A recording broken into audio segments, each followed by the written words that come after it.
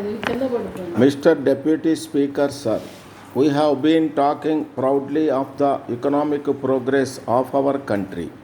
In this connection, I would like to point out that the biggest industry in our state is the agricultural industry.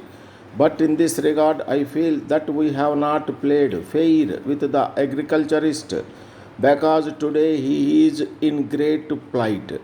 In my opinion, one of the reasons for the present state of affairs is that it is the small agriculturists who form the large majority of the landowners in our state. They are suffering on account of the fact that their occupation faces many dangers over which they have no control. One of them is the vagary of the monsoon, and the other is the lack of irrigation sources. The third is the failure of investments in raising crops which could not be harvested because they have failed on account of pests. The agriculturist is also not able to do collective cultivation. I may mention that one of the first things that the new government should take upon themselves is the stabilization of prices. I would very much like that the agriculturist must be assured of a good price for his produce. There is no such assurance now. Today the prices are at a certain level, and at the time when the agriculturist tries to sell his produce, the prices fall very much according to the likes of the speculators. I think this is a risk which he has to suffer. So I am sure it is necessary to stabilize prices. In this connection, I wish to point out that even in rich countries, agriculture is subsidized. It is a fact which we see throughout the world. I have given examples of rich countries where the farmers are intelligent and where there has been mechanization of agriculture.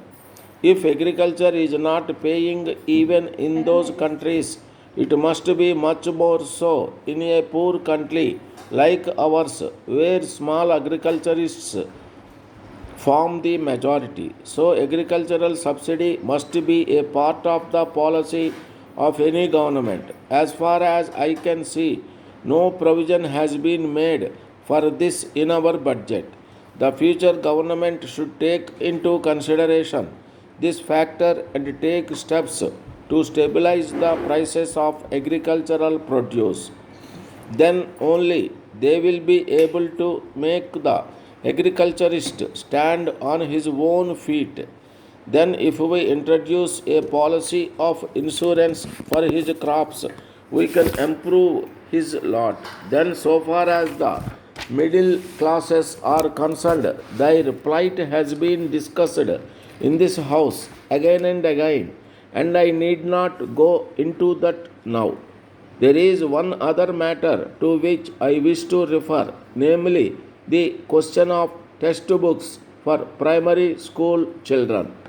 I have been suggesting again and again that the textbooks for children of primary schools must be of the best type.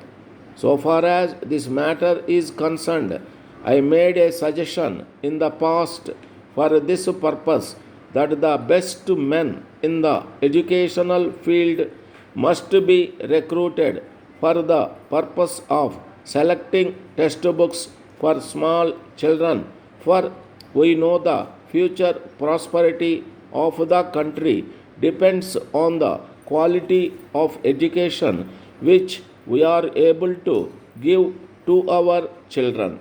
This is a matter which should not be delayed. Further, it is a sorry state of affairs that the textbooks which are prescribed for children are not available for many months. So, it is the responsibility of the state to supply proper textbooks for the primary school children at the right time. Letter from Surya and Company, Kolkata, to Messrs. Murali and Company, Mumbai. Dear sirs, we thank you for your order. As desired by you, we have booked your order dated the 3rd June for 200 pieces of cycles together with accessories. In this connection, we regret to inform you that there has been irregular power supply in the Kolkata industrial region during the past 1 month, and our program of production has been affected. It has resulted in a huge backlog of orders. So, it will not be possible for us to execute your order according to the schedule of delivery agreed upon. We are trying to fulfill our commitments to the best of our ability. Even then, supply may be delayed by 3 to 4 weeks.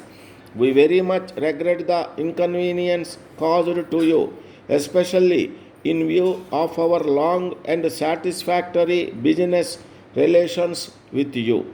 But in the present circumstances, it will not be possible to allow any claim for compensation since the delay is due to factors entirely beyond our control.